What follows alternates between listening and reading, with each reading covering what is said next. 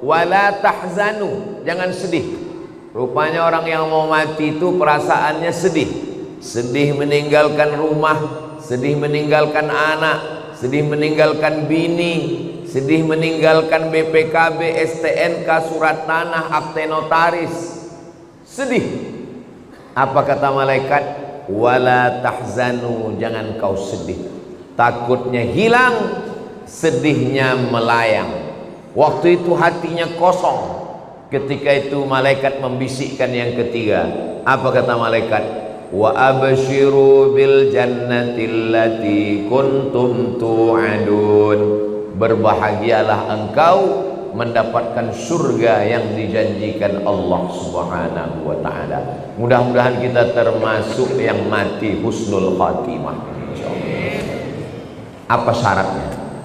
Apa syaratnya supaya kita dapat macam yang disebutkan dalam ayat ini? Syaratnya kata Allah, qalu rabbunallah tsumma istaqam. Istiqamah menyebut Allah. Bisa subhanallah, bisa alhamdulillah, bisa Allahu akbar, bisa la haula wala quwata illa billah. Afdalu dzikri fa'lam annahu la ilaha illallah.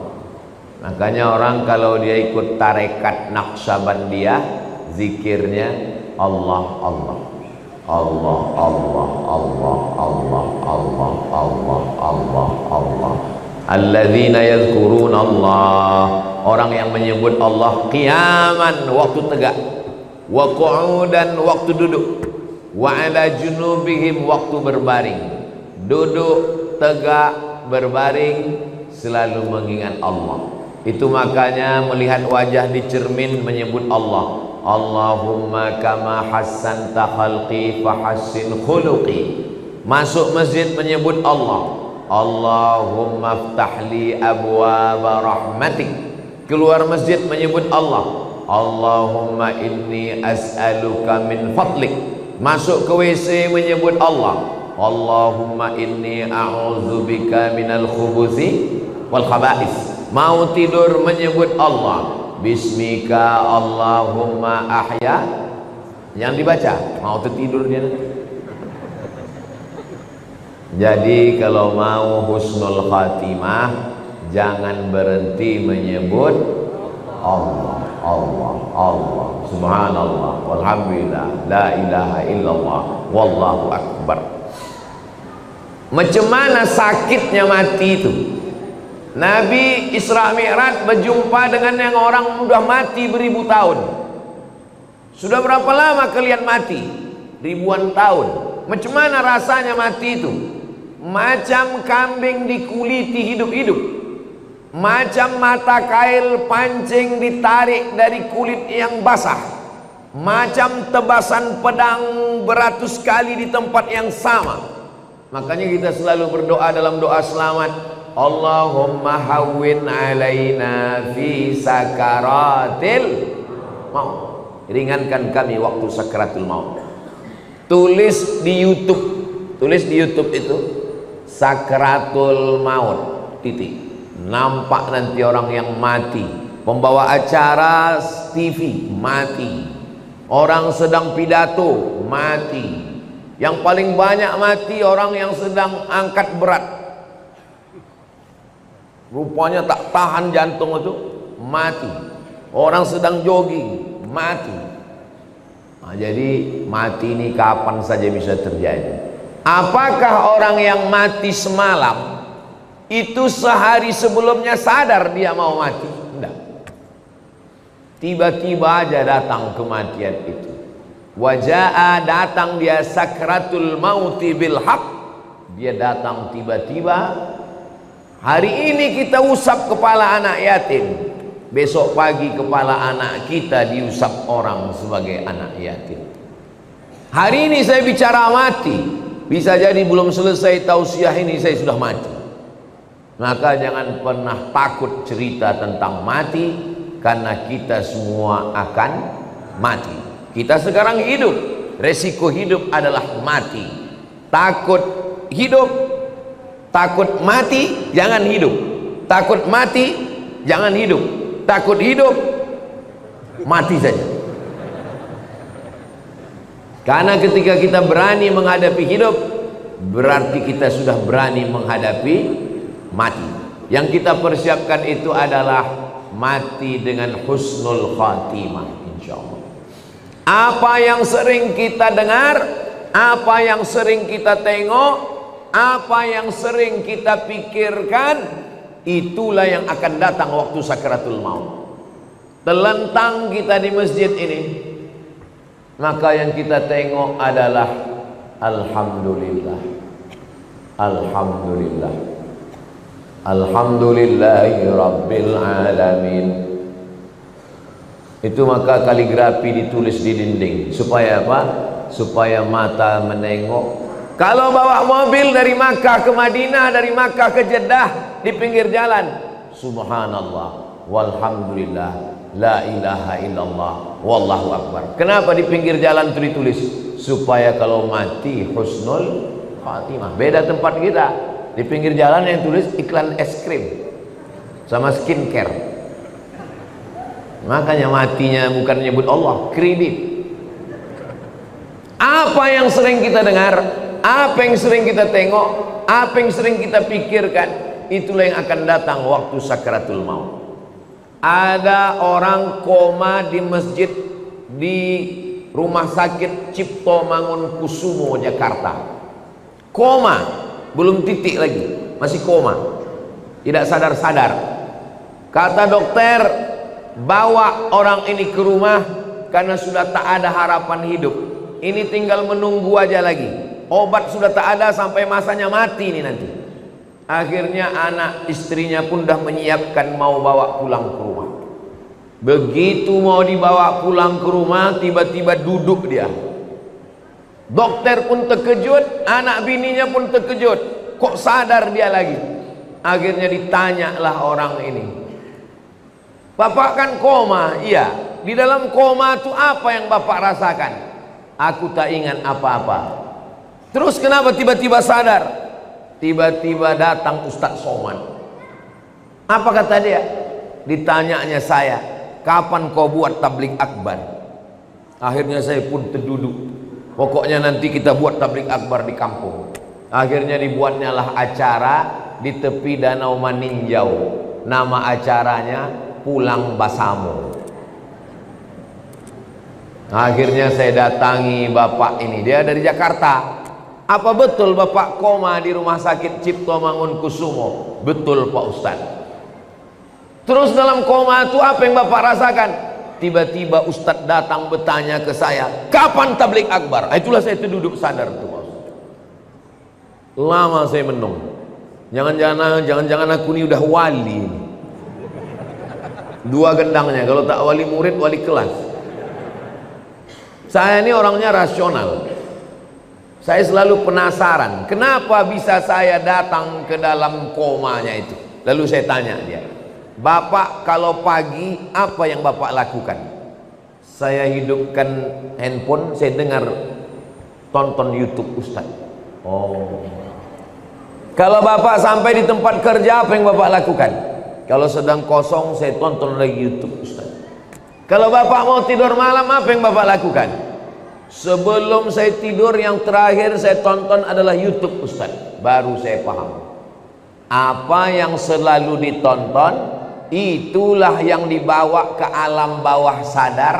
Itulah yang datang waktu tidur dan waktu koma. Dan itu juga yang datang waktu husnul khatimah, insyaallah.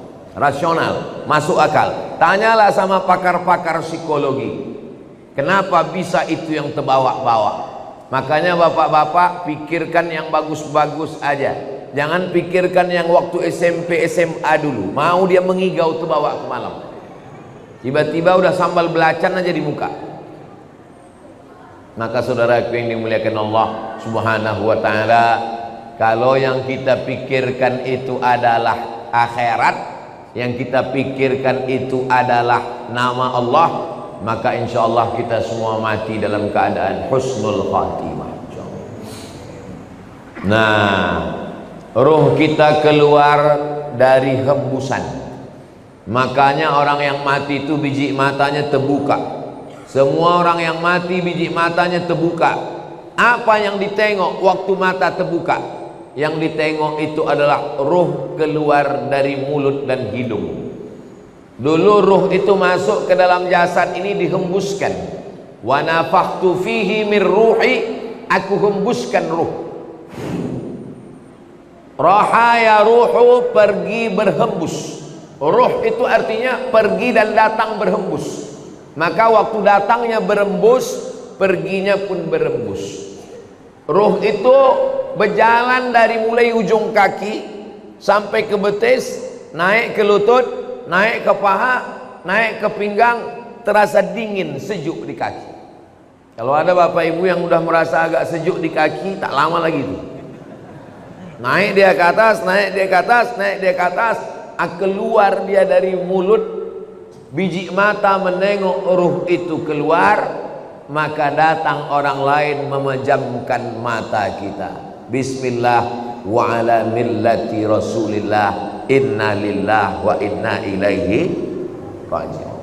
Menggerakkan tangan ringan, menggerakkan lidah ringan.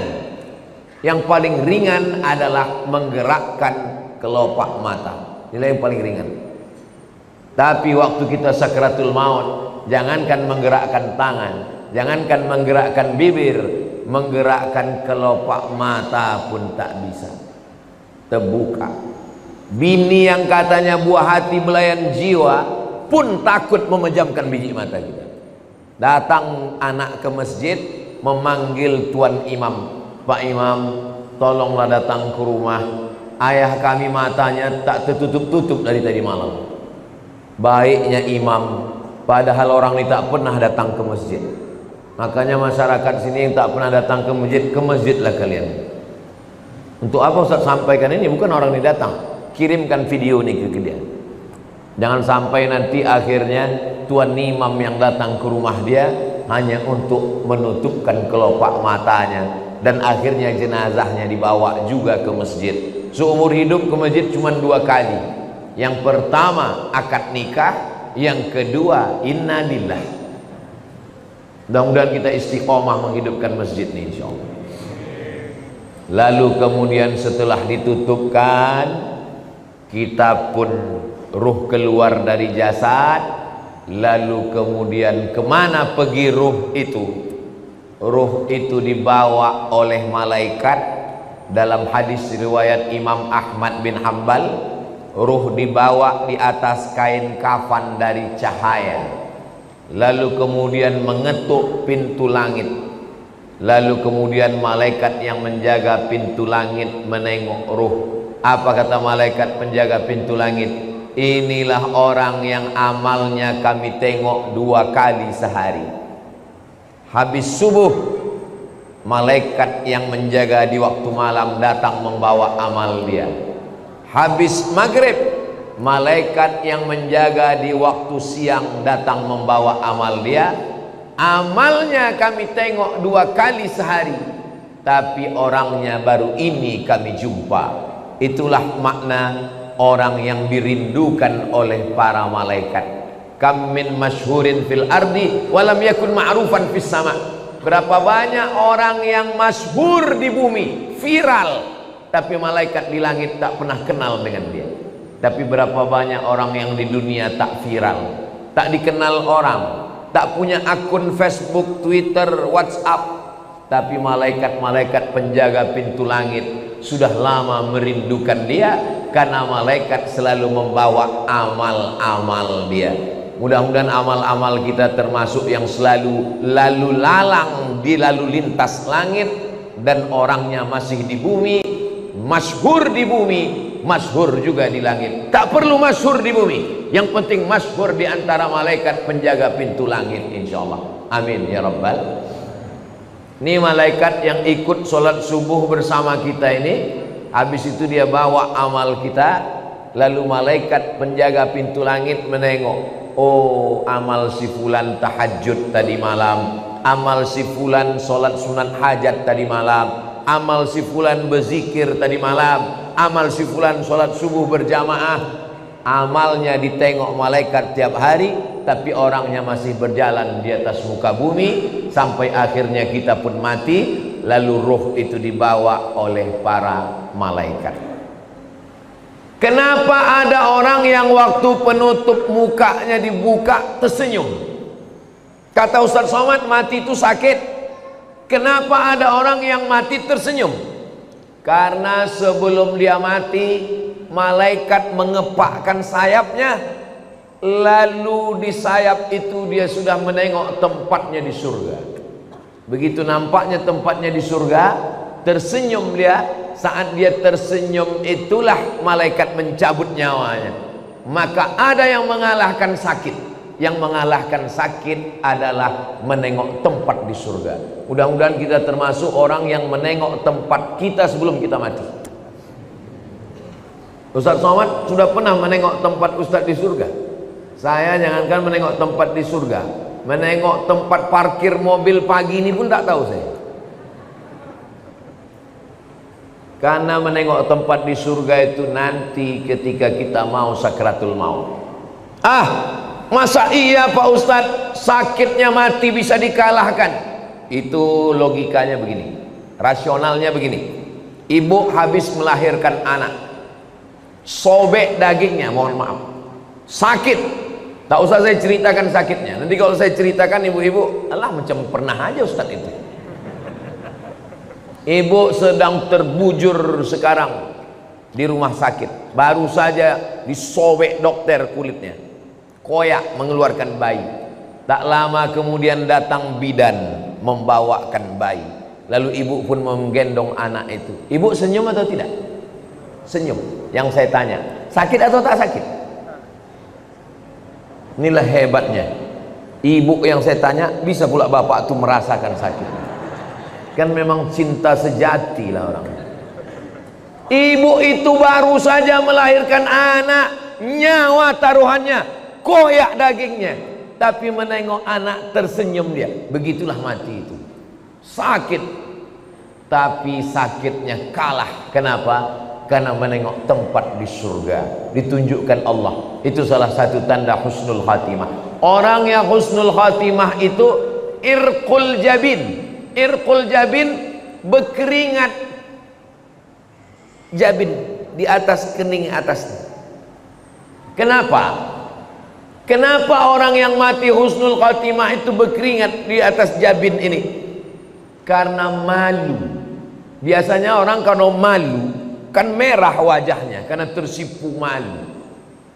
Maka orang yang meninggal menengok tempatnya di surga, malu dia. Karena amalnya tak seberapa. Aku amalku rasanya tak seberapa. Kenapa besar kali balasan yang kau kasih ya Allah? Maka salah satu tandanya adalah irqul jabin, keluar macam keringat kecil di atas. Tapi jangan pula gara-gara ini biar supaya suami ibu disangka husnul khatimah, begitu mati langsung semprotkan air ke keningnya. Itu tak usah dibuat-buat, serahkan aja kepada Allah Subhanahu wa ta'ala. Ini yang saya sampaikan ini menurut hadis-hadis yang sahih, supaya kita bersiap-siap. Maka jangan lupa berzikir. Zikir ini banyak kali Pak Ustadz. Kata guru saya Syekh Umar Al-Ma'ruf Ali, dia keturunan dari Syekh Muhammad Tayyib. Syekh Muhammad Tayyib ini murid langsung dari Syekh Muhammad bin Abdul Karim Samman dari Madinah. Kata dia, Abdul Somad, kalau kau payah memilih-milih zikir yang banyak, kau amalkan aja 3. Yang pertama istighfar, yang kedua solawat, yang ketiga la ilaha illallah. Istighfar itu membersihkan cawannya. Ini cawan kotor, kalau dituang air zam-zam ikut jadi kotor. Bersihkan dulu. Membersihkan cawannya dengan istighfar. Astaghfirullahaladzim, astaghfirullahaladzim, astaghfirullahaladzim, astaghfirullahaladzim, astaghfirullahaladzim.